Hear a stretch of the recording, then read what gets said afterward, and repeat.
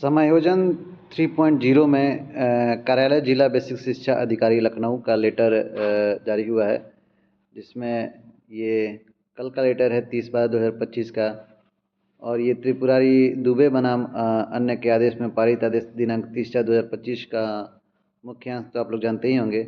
इसमें ये कहा गया है कि आप लोग द्वारा लखनऊ के शिक्षकों द्वारा आप लोग विकल्प देकर जो लोग प्रभारी प्रधानाध्यापक बनने के इच्छुक हैं वो लोग विकल्प देकर सहमति पत्र अपना दे दें। अन्यथा की स्थिति में अगर कोई भी विकल्प नहीं देता है तो अन्यथा की स्थिति में विभाग कार्यालय बेसिक शिक्षा अधिकारी लखनऊ कार्यालय खुद से ही ज्येष्ठता सूची जारी करके और आपकी समायोजन कर देगा या आपको प्रभारी प्रधानाध्यापक का चार्ज दे देगा। तो ऐसे शिक्षक जो खुद से प्रभारी प्रधानाध्यापक का चार्ज लेना चाहते हैं वो खुद से विकल्प पत्र भर के दे सकते हैं, ऐसा आदेश है। तो आदेश में क्या कहा गया है मैं आपको पूरी जानकारी दूंगा, तो वीडियो में बने रहिएगा।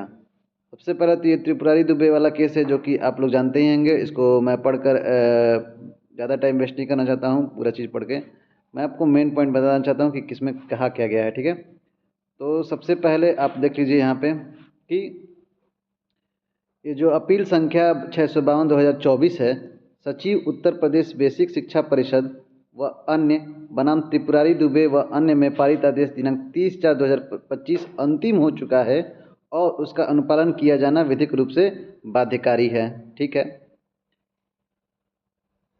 नेक्स्ट पॉइंट क्या कहा गया है कि माननीय उच्च न्यायालय इलाहाबाद द्वारा पारित आदेश दिनांक 30/4/2025 के अनुपालन में ऐसे समस्त याचीगण जो विशेष अपील संख्या 652/2024 सचिव उत्तर प्रदेश बेसिक शिक्षा परिषद व अन्य बनाम त्रिपुरारी दुबे व अन्य में पक्षकार हैं को ही वेतन दे होगा, ठीक है। वेतन जो त्रिपुरारी दुबे और अन्य में पक्षकार हैं, याचीगण हैं, उन्हीं को वेतन मिलेगा प्रभारी प्रधानाध्यापक का।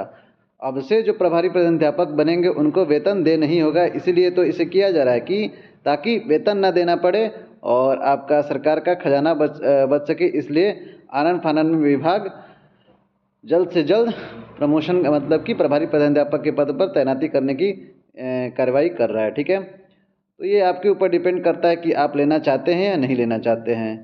लेना चाहते हैं तो आप लोग विकल्प पत्र सहमति पत्र भर सकते हैं, और नहीं लेना चाहते हैं तो भी विभाग ज्येष्ठता सूची के अनुसार आपको कर देगा। और अगर आप मना करते हैं तो फिर आपको फिर से सहमति पत्र एक एफिडेविट बनवा के आपको शपथ पत्र देना होगा कि मैं भविष्य में होने वाले कोई भी प्रमोशन में भाग नहीं लूँगा और दावा भी नहीं करूँगा। तो विभाग आपको चारों ओर से फंसाना चाहता है कि आप कैसे भी करके चार्ज ले ही लें, ठीक है। आगे कहा गया है कि निःशुल्क और अनिवार्य बाल शिक्षा का अधिकार अधिनियम 2009 के अंतर्गत विद्यालय के लिए निर्धारित मानक के अनुसार पहली कक्षा से 5वीं कक्षा के लिए 150 से कम छात्रों पर तथा 6ठी से 8वीं कक्षा के लिए जहां 100 से कम छात्र हैं वहां जब तक नियमानुसार प्रोन्नति की कार्यवाही पूर्ण नहीं हो जाती है तब तक उसी विद्यालय के वरिष्ठतम अध्यापक को विद्यालय के पर्यवेक्षणी दायित्व का निर्वहन के लिए अधिकृत किया जाए, ठीक है। ये तो होता ही है। यदि किन्हीं अपरिहार्य कारणों से वरिष्ठतम अध्यापक के लिए पर्यवेक्षणी दायित्व का निर्वहन करने में अक्षम है तो ठीक कनिष्ठ अध्यापक को यह दायित्व दिया जाएगा, किंतु इसके लिए कोई अतिरिक्त पारिश्रमिक दे नहीं होगा। मैंने कहा था ना, अब से जो भी चार्ज लेगा उसके लिए कोई अतिरिक्त पारिश्रमिक दे नहीं होगा, ठीक है। ये पॉइंट है। फिर आगे कहा जा रहा है कि देखिए आगे यहाँ पे कहा जा रहा है कि 6वां पॉइंट है कि उक्त के अतिरिक्त ये विद्यालय जिनमें प्रधानाचार्य का पद रिक्त है उन पर प्रभारी प्रधानाध्यापक तैनाती करने हेतु अपील संख्या 652/2024 में पारित आदेश दिनांक 30/4/2025 के आलोक में जनपद के सहायक अध्यापकों की ज्येष्ठता सूची तैयार करके उसी ज्येष्ठता के आधार पर उनको प्रभारी प्रधानाध्यापक के पद पर तैनात किया जाएगा जब तक कि उक्त विद्यालय में नियमित प्रधानाध्यापक की तैनाती न हो जाए, ठीक है। नियमित प्रधानाध्यापक की तैनाती न हो जाए। यदि उक्त वरिष्ठ सहायक अध्यापक द्वारा अपनी लिखित सहमति दी जाती है कि वे प्रभारी प्रधानाध्यापक बनने के लिए सहमत नहीं हैं तो उनके ठीक कनिष्ठ अध्यापक को प्रभारी प्रधानाध्यापक प्रभार दे दिया जाएगा, ठीक। यहाँ तक भी ठीक है। फिर आगे कहा जा रहा है कि उक्त के संबंध में इस जनपद शिक्षक संवर्ग की पृथक पृथक ज्येष्ठता इस पत्र के साथ प्रेषित कर आपको निर्देशित किया जाता है कि आप अपने अधीनस्थ ज्येष्ठता सूची में अंकित वरिष्ठतम सहायक अध्यापकों से 150 से अधिक छात्र संख्या वाले प्राथमिक विद्यालयों में प्रभारी प्रधानाध्यापक तथा उच्च प्राथमिक कंपोजिट विद्यालयों में जहां पर छात्र संख्या 100 से अधिक है में प्रधानाध्यापक कार्यरत नहीं है, उक्त विद्यालयों में वरिष्ठतानुसार प्रभारी प्रधानाध्यापक नामित कर यथा आवश्यक विकल्प के साथ प्रस्ताव उपलब्ध कराना सुनिश्चित करें। ठीक है, तो कंपोजिट विद्यालय वाले में 100 से भी अधिक छात्र संख्या है उस कंपोजिट विद्यालय की, तो वहाँ भी प्रधानाध्यापक प्रभारी प्रधानाध्यापक की तैनाती की जाएगी। और अगर कंपोजिट विद्यालय में उस कंपोजिट विद्यालय में 150 से अधिक आपकी प्राथमिक की और 100 से अधिक उच्च प्राथमिक की है तो वहाँ पे 2 प्रधानाध्यापक होंगे। ठीक है, ये बात आप लोग समझ लीजिए। आगे कहा जा रहा है कि देखिए आगे क्या कहा जा रहा है कि प्राथमिक विद्यालयों की सम्मिलित सूची में सम्मिलित ऐसे सहायक अध्यापक जिनके जनपद में सहायक अध्यापक के रूप में नियमित सेवा के 5 वर्ष पूर्ण हो चुके हों, एमआरसी वाले सहायक अध्यापक की मौलिक नियुक्ति से 5 वर्ष की सेवा एवं जो 150 से अधिक छात्र संख्या वाले प्राथमिक विद्यालयों ने प्रभारी प्रधानाध्यापक कार्य करने की इच्छुक हों, ठीक है, जो इच्छुक होंगे वो भी कर सकते हैं, अपने विकल्प संलग्न प्रारूप 1 पर दिनांक 5/1/2026 को खंड शिक्षा अधिकारी को दोपहर 12 बजे तक अनिवार्य रूप से उपलब्ध करा दें। तो जो लोग इच्छुक हैं वो खुद से अभी इसको मतलब कि हम चार्ज लेना चाहते हैं वो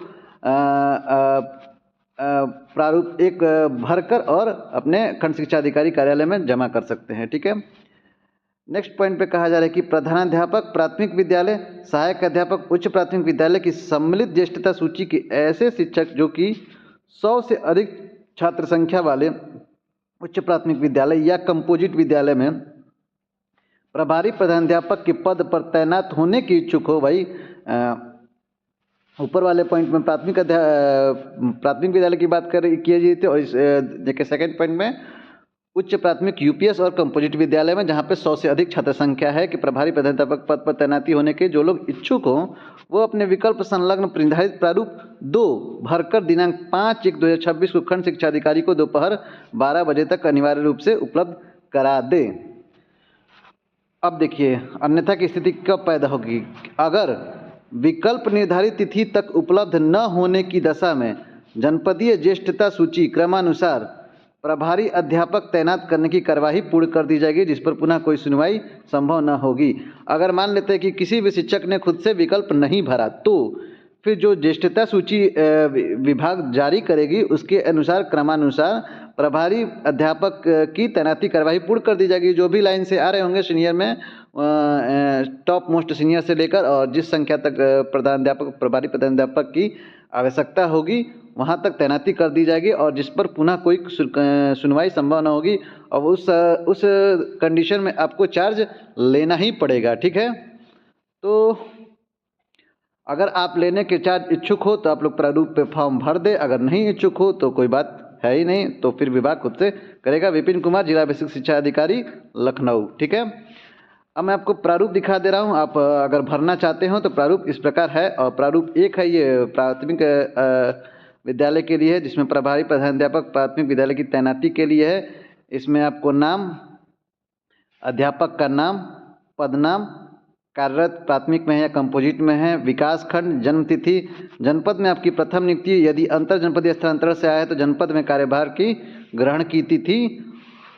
और इसमें आपको देना होगा कि मैं जनपद के ऐसे प्राथमिक विद्यालय जहां पर छात्र संख्या 150 से अधिक है प्रभारी प्रधानाध्यापक के रिक्त पद पर तैनाती हेतु अपनी सहमति प्रदान करता हूं और सहमति के उपरांत मेरी तैनाती जिस विद्यालय में की जाएगी मैं तत्काल कार्यभार ग्रहण कर कार्य संपादन करूंगा। आपको ऐसी ये शपथ पत्र है, एक सहमति पत्र है। आप फिर आप मना भी नहीं कर सकते हैं। अगर ये विकल्प पत्र भर के दे देंगे तो आपको लेना ही पड़ेगा।